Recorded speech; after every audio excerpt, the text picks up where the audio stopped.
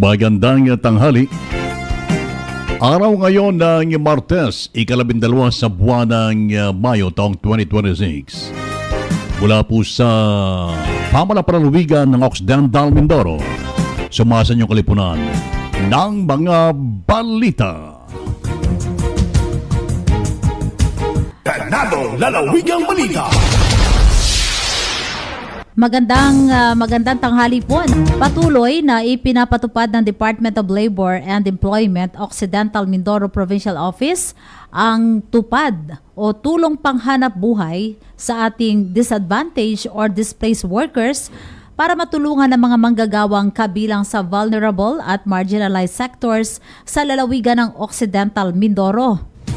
Sa panayam ng programang Ganadong Lalawigan kay DOLE Occidental Mindoro Labor and Employment Officer 3, Mylene Lieno, sinabi nitong kabilang sa mga maaaring maging benepisyaryo ng programang ito ang mga low-income workers at mga manggagawang may limitadong access sa government services at benepisyong at nagkakaedad ng 18 hanggang 65 anyos. Hindi naman kabilang sa kwalipikado ang mga walang trabaho maliban sa mga nawalan ng hanap buhay o naapektuhan ng kalamidad at iba pang krisis. Samantala, ayon pa rin kay Liano, kasalukuyan pinatutupad ang minimum na 15 araw na trabaho. Silalim po naman ang tupad na may sahod na 455 piso kada araw batay po naman sa umiiral na minimum wage sa Mimaropa.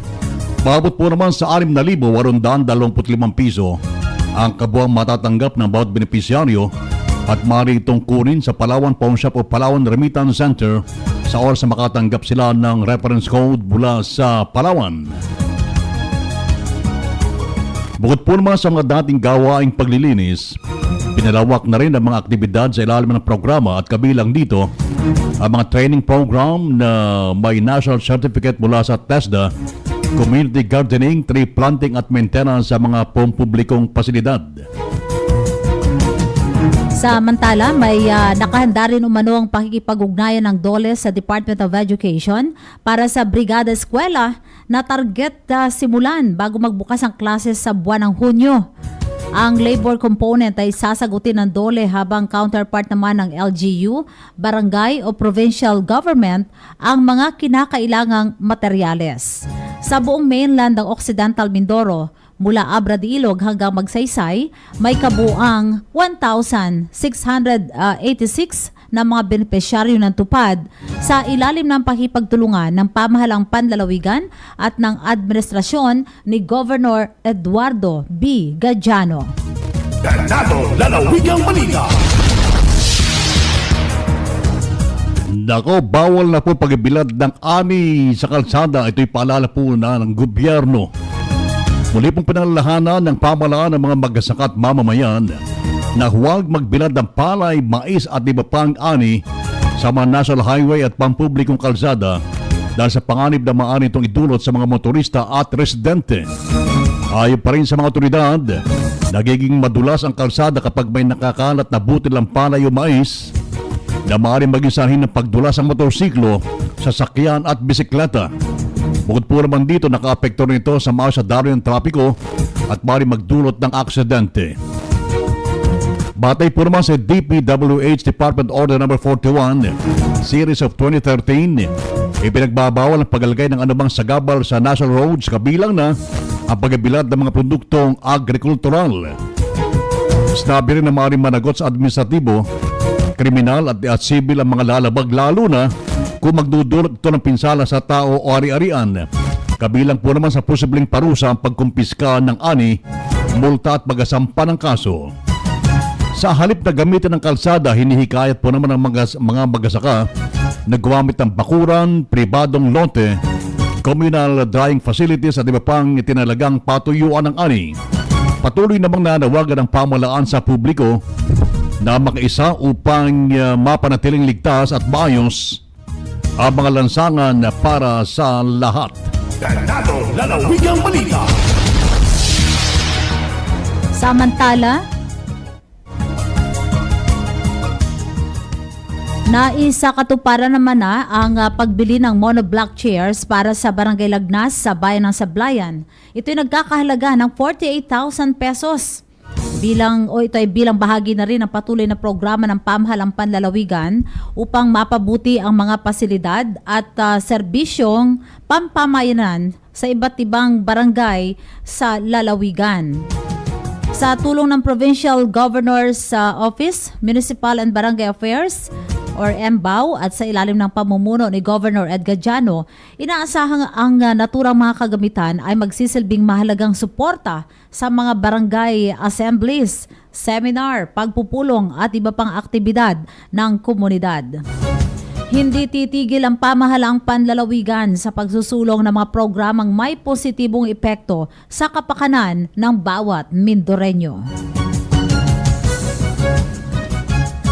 Ganado Lalawigang Balita. Sa iba pa mga balita, ngayon pong araw ito ng Martes inilagay sa red alert ang supply ng kuryente sa mainland Occidental Mindoro dahil po naman sa kakulangan ng power supply mula sa Occidental Mindoro Consolidated Power Corporation o MCPC, kasabay ng patuloy na pagtaas ng demand sa kuryente ngayong panahon ng tag-init.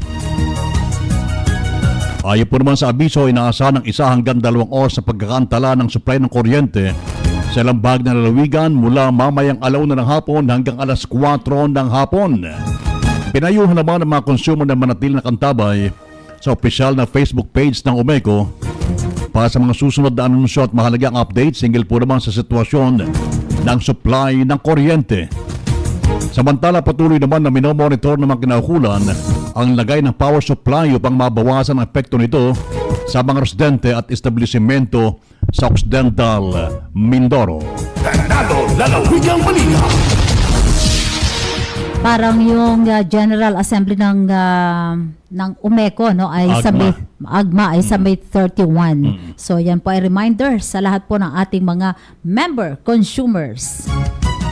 Sa pagpapatuloy ng ating mga balita, nagsagawa naman kamakailan ang National Food Authority Occidental Mindoro ng paglalabas ng 11,000 sacks o 11,000 sako ng well-milled rice. Ito'y para sa mga kadiwa outlets sa lalawigan ng Occidental Mindoro at naisa katuparan sa pakipagtulungan ng Food Terminal Incorporated or FTI at Mindoro Progressive Multipurpose Cooperative. Bahagi ito ng pagpapatupad ng programang P20 or Benteng Bigas Meron na ng pamahalaan. Naglalayong itong makapagbigay ng abot-kayang bigas sa mga kwalipikadong benepisyaryo. Sa pamamagitan ng programang ito, maaari na makabili ng mas murang bigas ang mga residente sa mga kooperatiba at kadiwa outlets. Ayon sa NFA Occidental Mindoro, layunin din ng inisyatibo na mabawasan ang mahabang pila sa mga FTI redemption sites. At ganoon din mapalawak pa ang access ng mga mamamayan sa murang bigas na ipinagkakaloob ng pamahalaan. Samantala, patuloy namang isinusulong ng ahensya ang pagpapalawak ng serbisyong may kaugnayan sa seguridad sa pagkain sa ilalim ng programa ng pamahalaan. Ganado Lalawigang Balita. Samantala, dumako po naman tayo sa ating panghuling balita. Patuloy naman ang paghatid ng serbisyong ganado ng pamahalang panlalawigan matapos nitong agarang tugunan ng kahilingan ng United Farmers Association para po naman sa pag-asaayos ang daan patungong sa itatayong pabahay sa Barangay San Isidro sa Bayan ng San Jose. Sa panguna ng Provincial Equipment Pool Office o PEPO, isang ang rehabilitasyon ng naturang daanan upang mapadala ang pagbiyahe at transportasyon ng mga residente sa lugar. Ayon pa rin sa pamahalang panlalawigan, malaking tulong ang proyekto sa mas maayos na pagdadala ng kabuhayan at mas mabilis sa pagpunta ng mga mamamayan sa kanilang mga tahanan. Binigyan din na ang pagtulungan ng samahan at ng lokal na pamahalaan ay patuloy na suporta ng pamahalang panlalawigan sa mga inisyatibo ng mamamayan para sa kaunlaran ng komunidad.